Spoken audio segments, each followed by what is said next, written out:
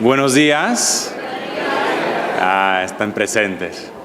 My name is Noel Pollo. I'm the Executive Director of NALCAB, the National Association for Latino Community Asset Builders. Thank you for being here with us, and welcome. So I'm really excited about today in terms of what we have to show you at this conference. But I think this last year has gotten me in the frame of mind of asking the question, what are we doing? What is the core of what we're after here? And I've been talking to many of you here just this last 24 hours and been very engaged with the network over the past year. And a few themes sort of come out for me. We're fundamentally here controlling our destiny, controlling the space in our communities, and giving people a chance. I am not so cynical to believe that American dream that perhaps gets talked about too much, perhaps gets to be a bit of a cliche. I'm in the frame of mind of taking that back from being a cliche. I'm in the frame of mind of really owning the idea that dream is important and that we're here to protect it. And I think that there's been all manner of ways over this past year that we've seen, that dream have pieces chipped away from it, right? And if I think about, at a gut level, as I think about what it is that you do, you're protecting that dream, right? You are making that dream possible for many of our community and many people in this country. Building more equitable neighborhoods, places where all boats rise as opposed to some, right? Investing in small businesses, which for many of our families is the core of that sort of springboard to economic success. Preparing our families financially to enter the mainstream. This is the work you're doing every day. And who are we doing it for, right? We are standing on the shoulders of our ancestors, of immigrants, of our parents, and so in some ways we're doing it to make good on their efforts, right? But also looking forward, we're doing it to make sure that there's a place for our children and our people in this country. And so in order to do this, it's about capital. And NALCAB was founded by our board of directors to think first and foremost about how capital flows into our communities. If we're about controlling our own destiny, we have to be about controlling the capital that enters our communities. And it's about opening access to capital, right, for our organizations and for our people and for our families. It's about making our communities and our families capital ready, because we know that it's not enough to just get access. If we've got the big checks sitting in front of us, what do we do with it? And can we get that operating in a way that really changes the game in our neighborhoods? But it's also about changing systems. It's about changing how that dollar gets from the government or from the markets or from private foundations into our communities in a way that actually positions our communities to participate in the economy, to give that chance, right? And so I want to give you a sense of what NALCAB is doing and how we've grown and how we're approaching that very clear and focused task of moving capital through this system and not being satisfied with the fact that of every dollar, just a few make it to our communities in ways that really allow us to change the game. That if we need to change the rules of the game, if we have to change the pipeline that capital flows through, that's what we'll do. We're in a systems change business. in addition to being in an American dream business. And NALCAB has gotten more and more recognition for our work, and I want to give you an example and give you an opportunity to hear from our first Latina senator, Senator Cortez Masto of Nevada, who has really talking about somebody who is making good on a dream, I think has already in the very short time that she's entered the Senate, found a beautiful balance between representing her state, representing our nation, but also representing our community in very specific ways. But why don't we cue up the video from the senator? Hello, I'm Senator Catherine Cortez Masto from the great state of Nevada. Thank you so much for the invitation to speak with you today. For nearly 2 decades, the National Association for Latino Community Asset Builders has served as a leader and a resource for Latino communities across America. NALCAB continues to be a strong advocate for building wealth and advancing economic opportunities for Latino families and entrepreneurs and the communities that nurture us.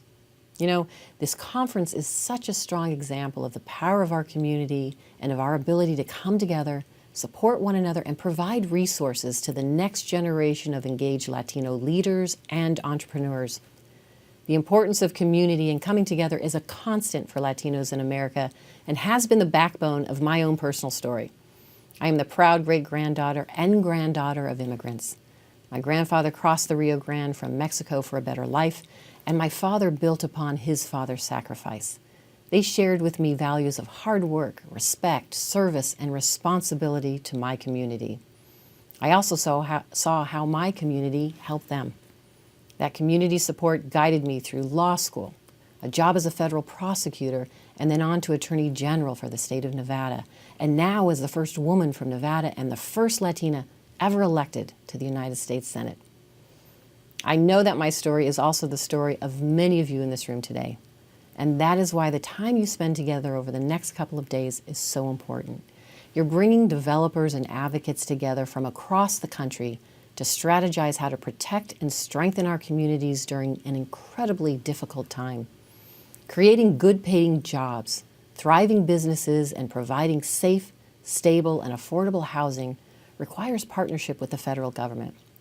This Congress invested more than $2 trillion for regressive tax cuts. That is funding we could have invested in expanding the CDBG, low-income housing tax credit, the National Housing Trust Fund, and other proven programs that support your work. I will continue to fight for federal investment for our communities, which have faced decades of discrimination and disinvestment. And as a member of the Senate Banking Committee, I am fighting for fair lending too. Just a few weeks ago, I led the effort to require banks and credit unions to continue to provide details on loan and borrower characteristics to ensure the federal government can prevent discrimination in lending. I will continue to fight against a return to the predatory and discriminatory lending that devastated Latino communities. NALCAB, together, let's protect fair lending, promote economic opportunity, and create vibrant communities. Thank you. Yeah.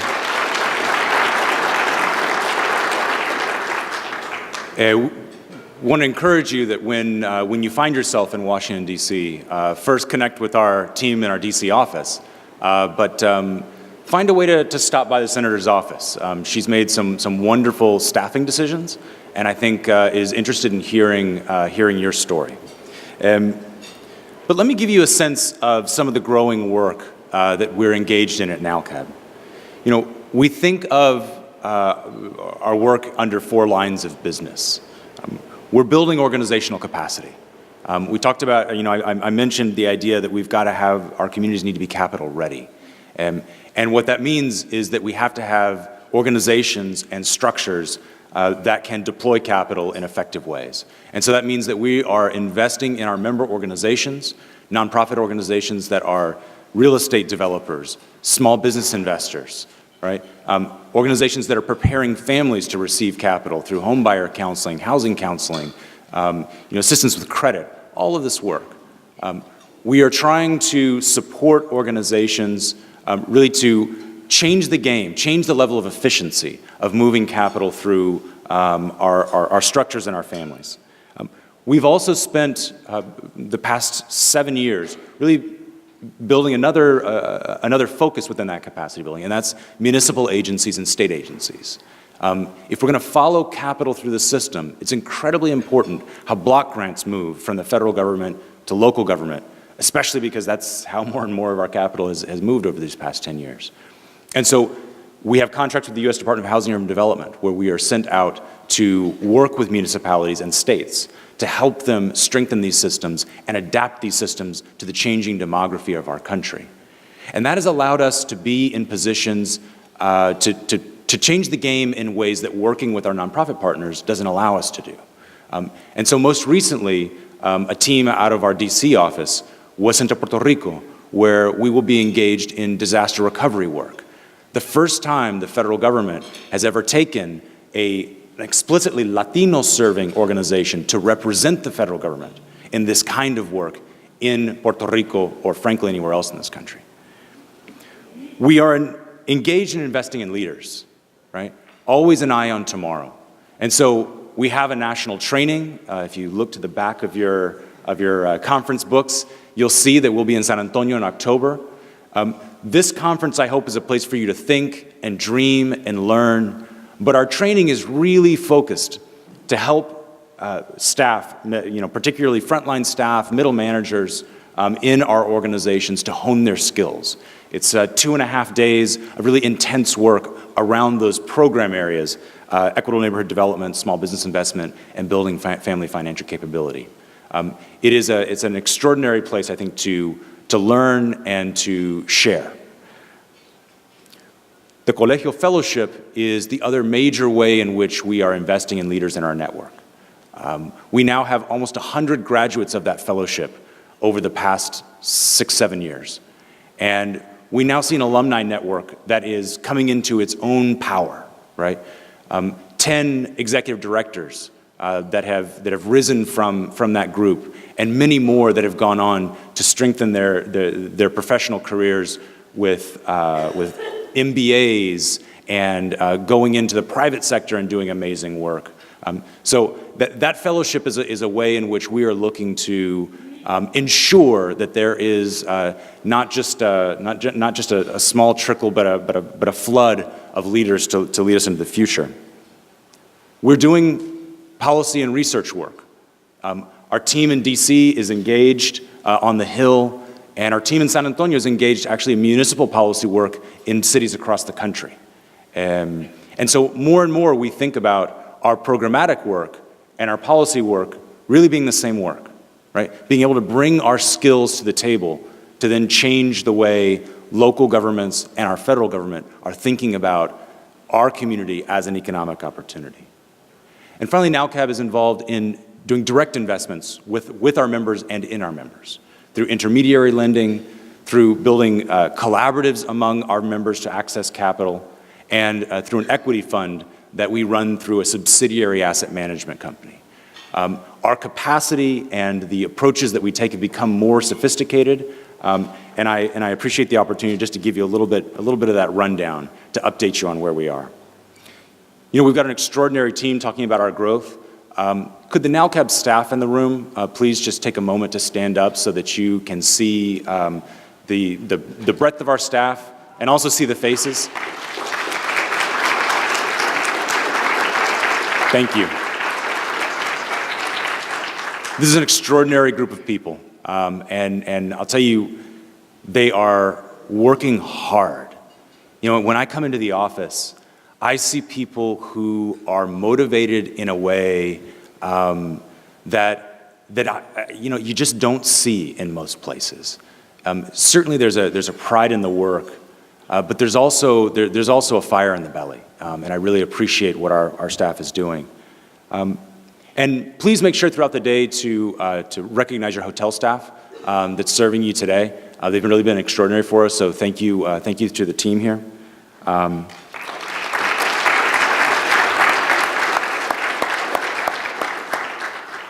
And as we go into the day, I'm excited and proud to be able to bring to you a group of people, a group of presenters that I think will really challenge you, expand your mind. Lisa Mensa here is here from OFN. Mike Reiser, from Wells Fargo is here, and I'll have a chance to introduce Mike, but to be able to bring somebody who is, certainly a major funder in our space, but also a practitioner, and I'm interested in having you hear some of that sort of practice approach that he brings. We're so proud to have Patricia Sierra here from the Pies Descalzos Foundation in Colombia. We're really grateful that she made the trip here, and I think a really extraordinary opportunity for us to think about the connections between our work in the US, in Latino communities, and in Latin America. We're looking forward to Ana Navarro tomorrow. Never fails to make the conversation more interesting. Paulina Gonzalez, our new board member from California, we're so proud to have her join our board and to help us wrap up the conference. And now I've got the privilege of introducing David Altig, the chief economist from the Atlanta Fed, technically the executive vice president and director of research from the Federal Reserve Bank of Atlanta. I had a chance to speak to him here this morning, and as is typically the case of someone at his level in an organization of that importance, there's more than a few hats that he gets to wear. So he advises the bank president on monetary policy. He oversees the bank's regional executives and the research department. Serves on the bank's management and discount committees. He leads the Atlanta Fed's macro blog, and so there's a lot of public communication that he does. We couldn't think of anyone better to open our conference, as we so often do, with a look at data, to base ourselves in what is, right? Every time we do an NALCAB conference, we seek to start the day with a focus on data. And here in Orlando, in the Atlanta Federal Reserve region, there is just no place you can go for more authoritative and compelling economic data. And I'll just say that it's a tremendous pleasure to be able to welcome David Altig to the stage. That's fun. Well, thanks and good morning. One of the hats that I wear at the Federal Reserve Bank of Atlanta is actually in the research division in Atlanta is the Community Economic Development Group. So every Federal Reserve Bank has a economic development group, sort of organized roughly at the Board of Governors by a group they have there. And our charge in this responsibility is to work towards the advancement of low and moderate income population. So we check off all the boxes that sort of NALCAB is interested in: small business formation and entrepreneurship, community development with a focus on affordable housing. All of these things are part and family financial stability. All of these things are part and parcel of our portfolio. There will be people at this conference who will speak about those things more authoritatively than I will. So I'm going to talk about another piece of our portfolio, and that is sort of the workforce development piece. You can think of this, if you'd like, as sort of a framing conversation to the larger picture. I think of what we do in our community development activities as all about building resilient communities. And there's nothing that sort of contributes to resilience for individuals more than having a job. I mean, entrepreneurship is one channel, of course, but the fact is most of us are going to be employees in our life. I certainly am an employee. So I'm going to just offer some relatively random thoughts about the challenges that I think we need to think about in this space of building a particular type of asset. Everyone's most important asset, their human capital asset. I'll start If I can figure out how to make this work, there we go, with just a couple observations about the national economy, just to kind of get the conversation started. So this is employment. It's a picture of job growth per month in the United States going back to basically the beginning of the economic crisis, where job growth looked pretty bad, but since it's looked spectacularly good in some sense. So the blue line there is just the kind of annual averages moving through time. That's the one you ought to look at. The month-to-month fluctuations are kind of meaningless. But we are creating in the United States economy about 190,000 jobs per month on net.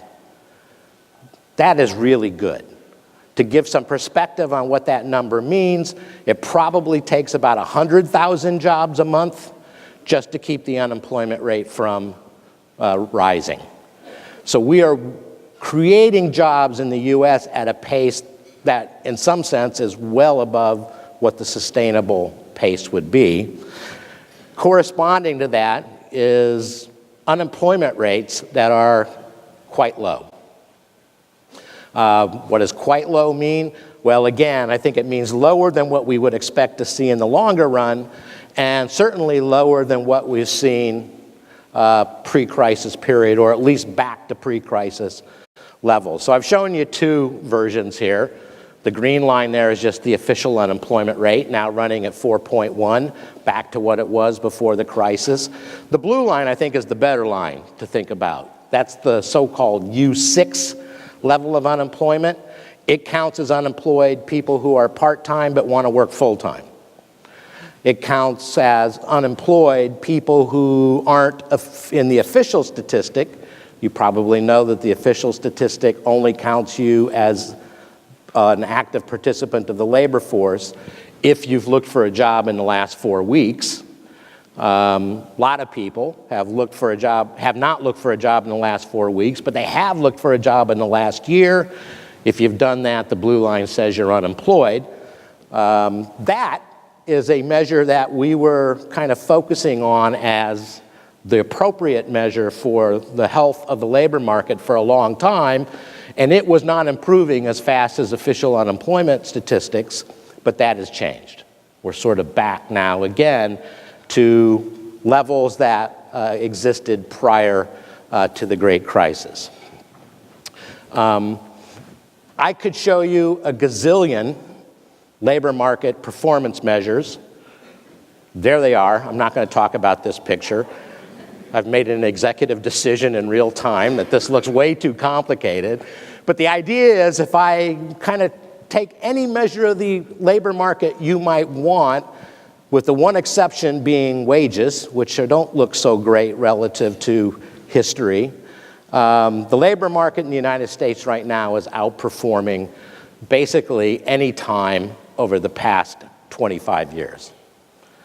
Now, when you get to this, so this is the point at which Fed people declare victory. For at least those of us whose responsibilities are strictly focused on the broad, general, aggregate picture. At this point, our attention always turns to who's been left behind in this picture. And that's where I'm going to spend some time here for a second, for the rest of my talk. So here I'm using official census designations. You can see what happened to Hispanic unemployment relative to the national average during the crisis. It sort of blew out relative to the average. And now it's sort of back to where it was pre-crisis, and in fact, those unemployment rates in the purple line are below what they've been in a long time. That has not been the case for income. So even though there's been improvement in income in the Hispanic population, again, as reported by the Census Bureau, the gap between average and Hispanic income still is quite large and not improving. And I want to, in thinking about this picture, point to this one. This is the working age population with less than a bachelor's degree. And I think that that picture pretty much speaks for itself. And in fact, if you look at any broad ethnic group, again, as defined by the Census Bureau, the fraction of the Hispanic population with less than a bachelor's degree is the highest among all of these groups. What do you do about that? Well, I'm not going to talk about what you do about that. I mean, one obvious thing would be to say, well, we got to get more people, maybe in all of these groups, college educations. I'm going to avoid that conversation for a bit. For one thing, as I'll say in a minute, I'm a little bit skeptical of it. But I'm going to take this picture as it is. I'm going to take this picture as it exists and make a few observations. So these are the 3M, the three definitions of mobility I want to talk about. One is geographic mobility. So I don't really mean anything by this picture. This picture just shows actually, it's a little tool from Forbes that I deployed where you can actually, over some period of time, this is to 2014, or I think this is in 2010, shows the flow of income tax returns across cities. So the one to the left is flows to Atlanta. Blue means people are flowing into your city. Chicago is the one next to it. Red means tax returns are flowing out of your city. And all I mean to do by this picture is jobs are on the move. And that is very, very clear. So I want to go back now to thinking about this notion of the population in general that has a less than a bachelor's degree and ask about the job prospects for that group of individuals. There is a project that was done by the Federal Reserve System. In particular, it was a joint project of the Federal Reserve Banks of Atlanta, Cleveland, and Philadelphia that sought to identify opportunity occupations, is what the label came to be. And by opportunity occupations, what we meant was jobs that pay more than the median wage, but require less than a bachelor's degree. And you can see sort of what they are: registered nurses, retail sales supervisors, maintenance and repair workers. There's a bunch of these categories. Now here in this study, we did more than just sort of look at what the occupations were. We looked by city by city to see how many of the jobs in each of these areas fell into the opportunity occupation category. What's the fraction of total jobs available that were opportunity occupations, those where a good wage can be earned by someone with less than a bachelor's degree? So to the left there is the best cities. To the right there are the worst cities. And here's what I sort of found interesting. I went to the underlying data from the Census Bureau, and I calculated migration by Hispanic migration into each of these groups of cities. These are actually metropolitan areas. So 1.4% of Hispanic migration is going to the cities with really good opportunities. 14% is going to the places with really bad opportunities. So to put it another way, there's something like 8 times the number of people flowing into places without opportunities as are flowing into the places with really good opportunities. I'm not going to tell you what to make of that. It's an observation. Here's one of the things that I do think, when I said I was a little bit skeptical about whether or not we ought to really focus on finding jobs for people where they live, finding jobs for people with the skills they already have versus sending everybody off to college. One of the things we found out when we did this opportunity occupation study was that employers had a tendency to ask for more qualifications than objectively were required by the jobs. So I'll leave it to you and to my staff, who I keep asking this question of, to figure out whether or not the right strategy is to send more people to educations that they may or may not need, may or may not make use of, or to address this problem directly and try to right-size the labor market on the employer side to the actual needs of the jobs. I think that that's an interesting question. Here's my second mobility concept, interpersonal mobility. I think I made this up. I don't know if this is a real thing or not, but I'm going to call it the capacity to navigate in a variety of social environments. And here's why I think this concept of mobility is particularly important. There's some very important and very influential work started with a guy named David Autor, who some of you may know of, who's a professor at MIT, who was addressing the issue, and in fact identified the issue of job polarization in the United States. And by job polarization, we're really basically talking about the disappearing middle class, the disappearing class of those people who have opportunities with, in many cases, less than a college education. And the dichotomy that he sort of identified was a dichotomy between people who do routine work, whether it's highly skilled or not highly skilled, versus people who do non-routine work.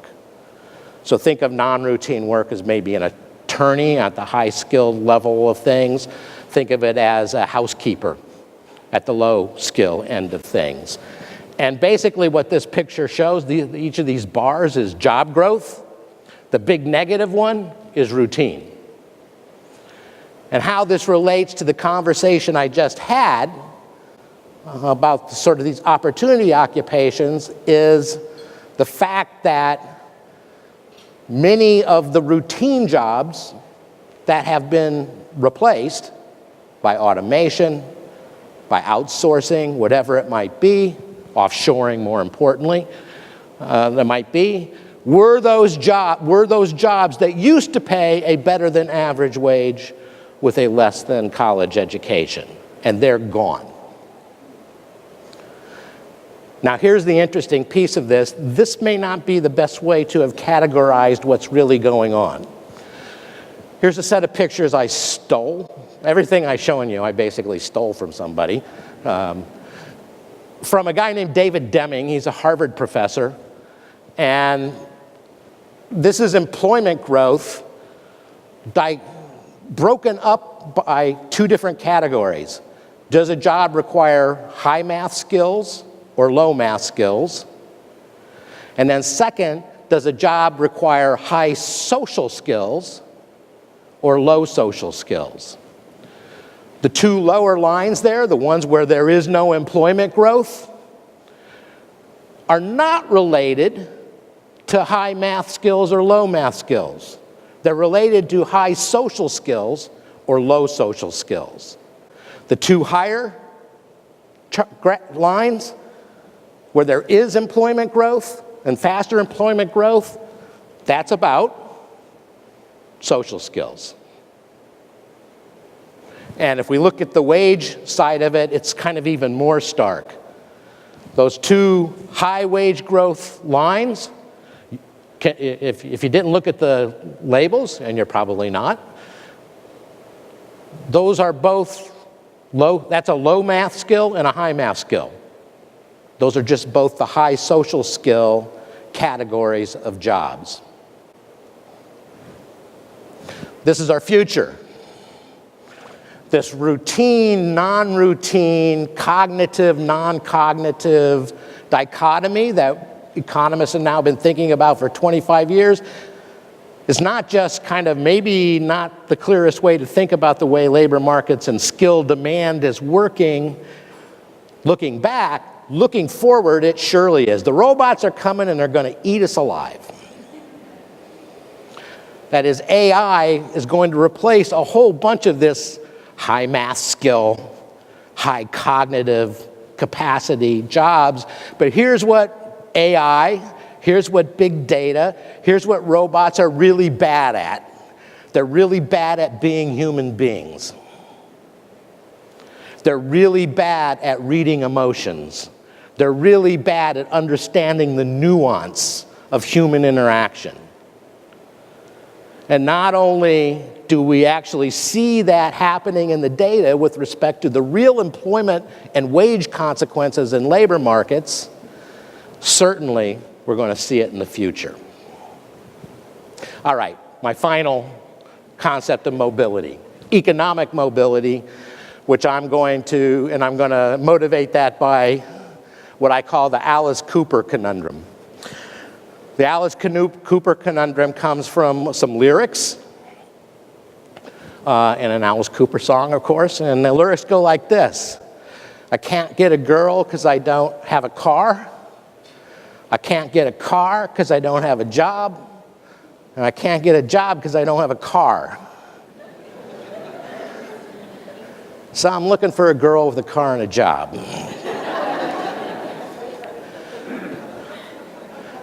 So I like this because it describes this catch-22 that particularly people in the low and moderate income community face.